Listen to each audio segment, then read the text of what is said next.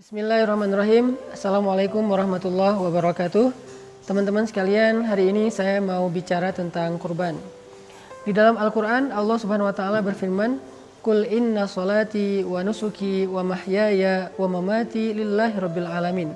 Katakanlah sesungguhnya salatku, kurbanku atau pengorbananku, kemudian hidupku dan matiku hanyalah untuk Allah, Rabbnya alam semesta. Kemudian di dalam surat yang lain Allah berfirman, "Fasholli li rabbika wanhar." Maka solatlah untuk Tuhanmu dan berkurbanlah. Pertanyaannya, kenapa di dalam dua ayat ini Allah Subhanahu Wa Taala menggandengkan antara ibadah solat dengan ibadah kurban? Ini menjadi sebuah dalil dan juga sebuah bukti bahwa kurban itu memiliki kedudukan yang sangat istimewa dalam syariat Islam. Pertama, ulama bersepakat bahwa ibadah yang dilakukan dengan harta yang paling baik itu adalah menyembelih hewan kurban. Sebagaimana ibadah yang dilakukan dengan fisik paling baik itu adalah ibadah sholat. Jadi kurban dan sholat ini sama-sama ibadah terbaik tapi dengan versi yang berbeda. Kalau kurban versinya ibadah harta, kalau sholat adalah versi ibadah fisik.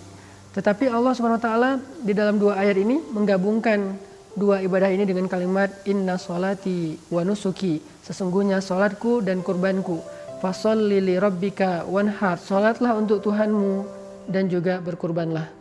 Ini fadilah atau keutamaan pertama dari menyembelih hewan kurban. Yang kedua, sedekah yang paling istimewa di sisi Allah itu adalah menyembelih hewan kurban.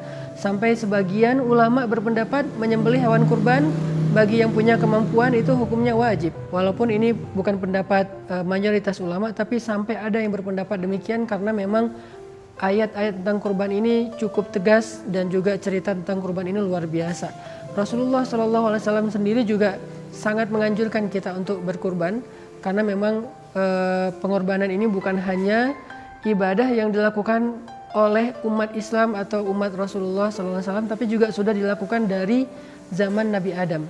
Sebagaimana sholat, sebagaimana ibadah haji, itu adalah ibadah-ibadah yang usianya tua sekali di antara para anbiya, maka ibadah hewan kurban juga ibadah yang cukup panjang sejarahnya, bahkan dimulai dari sejak zaman Nabi Adam alaihissalam.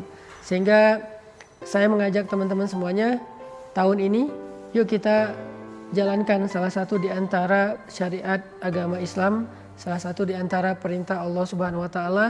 Kalau kita merasa bahwa selama ini kita punya uang untuk hanya membeli tas, punya uang sekedar membeli celana, membeli baju, yang itu bukan kebutuhan primer kita, kecuali hanya lebih ke entertain atau lebih ke fashion dan style, lifestyle kita, harusnya kita sedikit lebih sungguh-sungguh untuk ngebela-belain biar bisa kurban. Karena kata ulama, kurban itu adalah sedekah yang paling afdol, sedekah yang paling istimewa.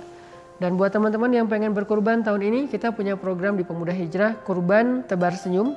Artinya dengan hewan kurban ini kita nanti insya Allah akan menyalurkannya, mendistribusikannya kepada teman-teman yang jadi binaan dakwah kita, baik dari komunitas maupun secara personal. Dan lewat program Kurban Pemuda Hijrah ini juga kita pengen nanti sebagian dari hasil keuntungan dagang hewan kurban ini akan kita pakai untuk membangun asrama tahfiz Al-Quran di pesantren Pemuda Hijrah.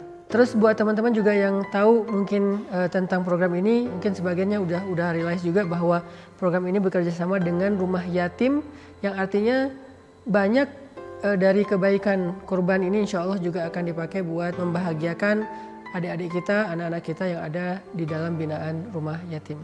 Mudah-mudahan tahun ini Allah Subhanahu Wa Taala memberikan kita kenikmatan syiar Islam lewat berkurban, sebagaimana kurban ini dicontohkan oleh Rasulullah SAW dan diteladani oleh banyak sahabat dan juga banyak kaum muslimin sampai hari ini. Barakallahu fikum.